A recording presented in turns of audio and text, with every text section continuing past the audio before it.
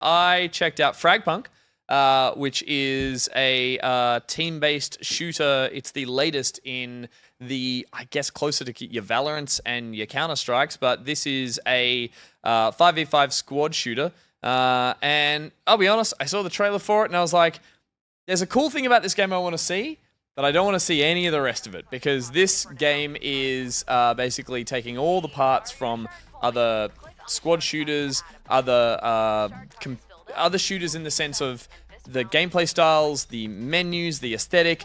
There's nothing here that feels original at all.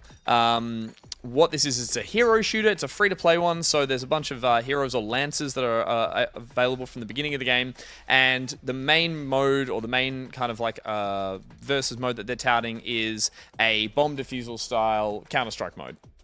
And that is all stock standard. You've got 3-lane maps, you've got 5-a-side, you've got a bunch of heroes, you've got abilities that they all have. Nothing holistic in its design. This is just complete punk, crazy, style over substance when it comes to the world and all that kind of stuff.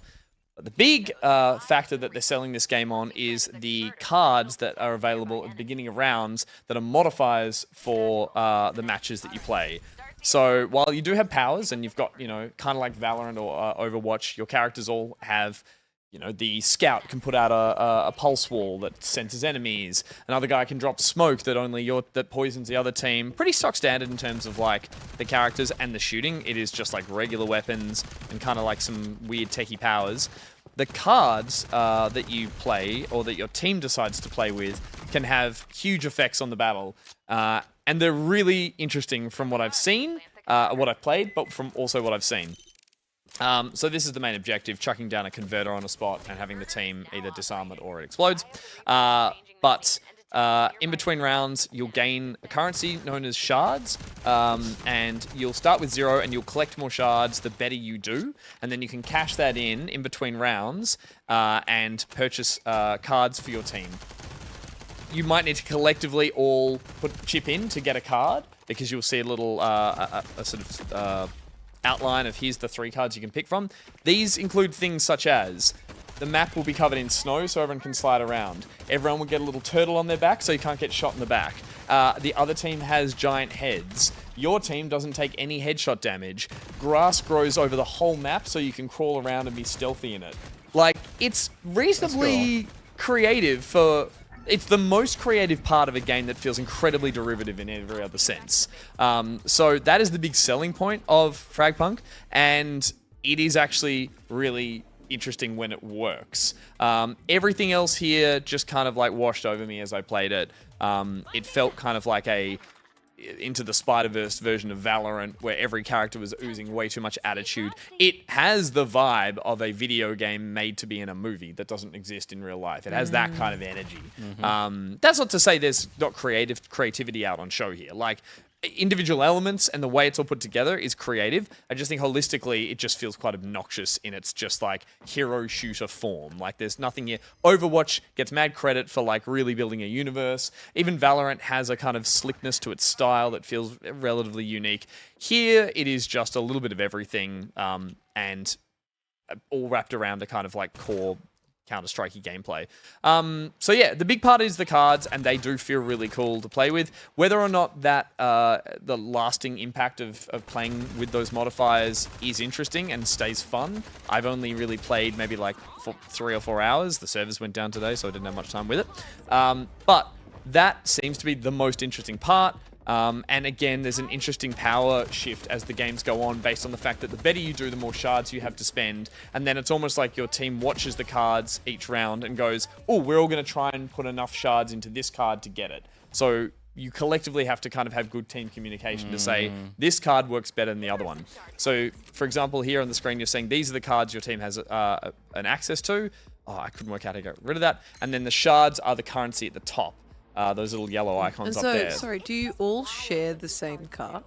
Yes, that becomes a team perk, whether it's a passive one or... But a perk that, like, well, a card that changes the entire map, changes it for everyone and benefits the other team as well if they're wanting the grass so they can have stealth. Potentially, yeah. I think you might play well to that. So the like sliding around on the snowy level where everything's all about sliding, you might just be really good at sliding and shooting, or I think that's definitely one that benefits the whole team. There are the ones that are more specific, which is other team has giant heads. Yes, So yeah, headshots are really yeah. easy. So yeah, and they have different values every time you go into the round. So you can see people who have more experience with this game definitely look to that they go in, they're like, oh, this card, we all want this card. This one's really good.